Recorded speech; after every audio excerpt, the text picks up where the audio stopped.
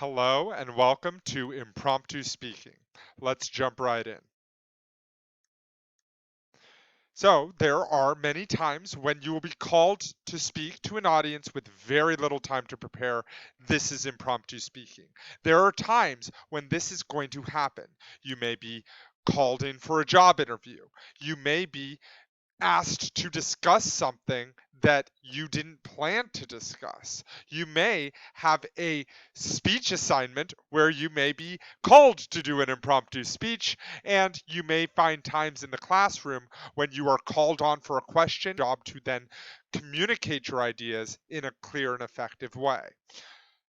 The when we learn more about impromptu speaking, we will be more adept at these situations and therefore improve the quality of our communication in these situations, as well as improve our ethos in all situations.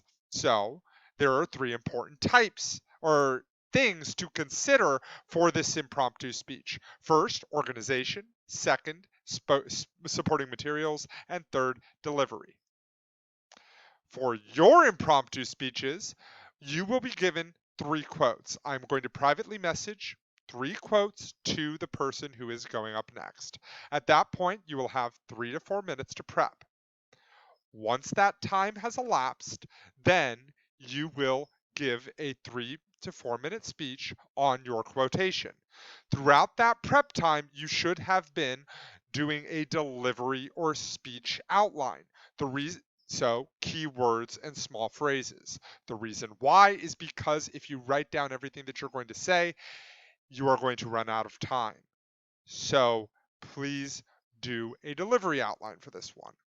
Some tips for this speech are going to be to look for the advice or philosophy in this quotation, develop a position related to this philosophy, and then find examples from your own knowledge to support your main points. You should have at least 2 main points with at least 2 subpoints or supports.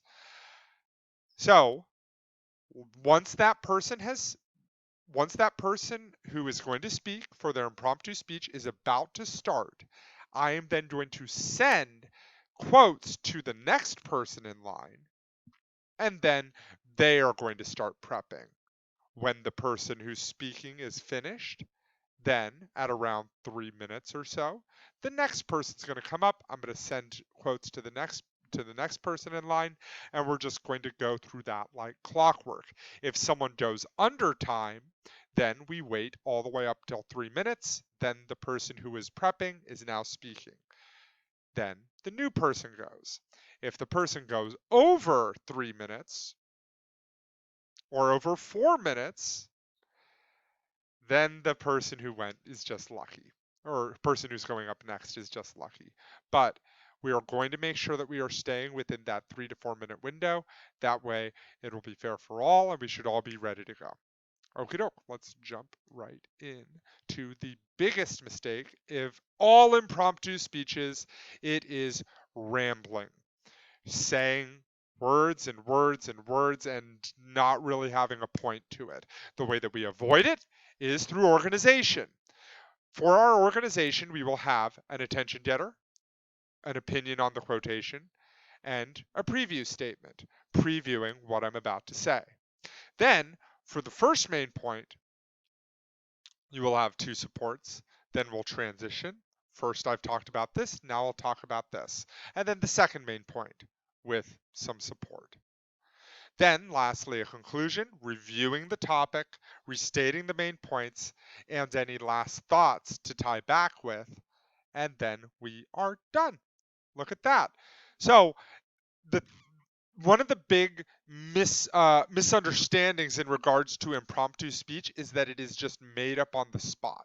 And that is kind of true, but the thing that this doesn't consider is that the organization is so valuable and it will help us improve the quality of our speeches and make it so that we are not rambling as much and improves clarity. So now we move on to supporting material. With most speeches, you will get opportunities to prep and get great information. high quality sources. However, in impromptu speeches, we are very limited, so we do not have any time for this in-depth research, so we will resort to our common knowledge. What is common knowledge?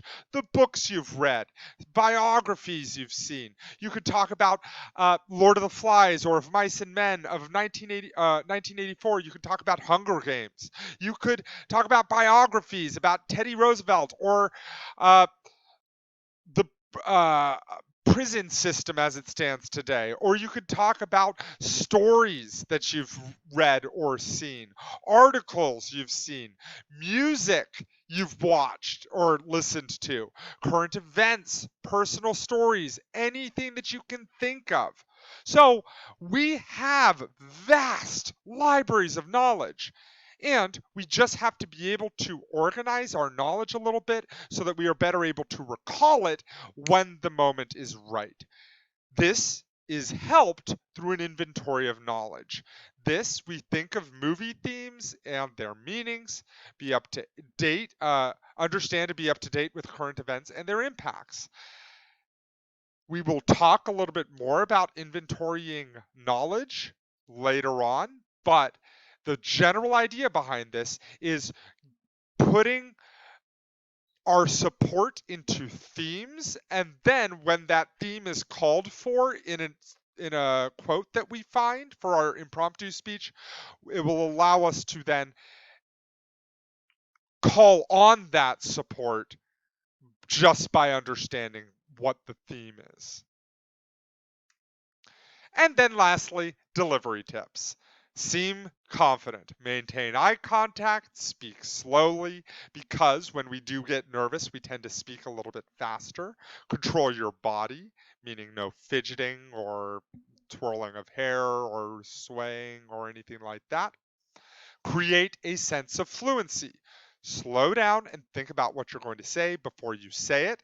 Be aware of filler words. What helps with this sense of fluency is having that organizational structure, because at that point you know what you're going to say, so you won't be completely lost even if you do have a brain fart.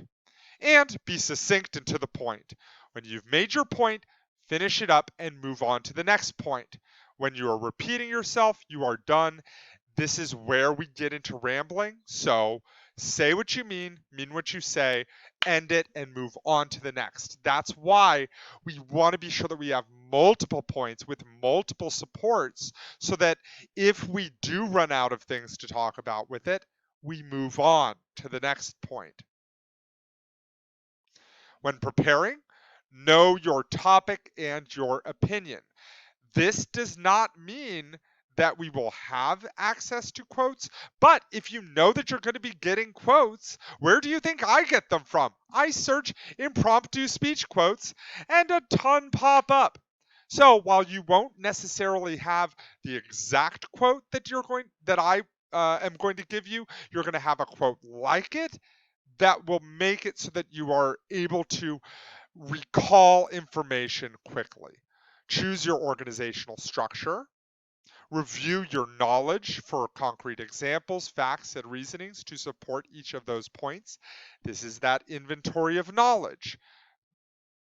Finding support, combining them into themes, and then using those supports when that theme is called on in any quote. Develop an attention device and jot down a quick outline. So we are going to try with this quote. And we're back. As you can see, I've developed an impromptu speech outline with this situation.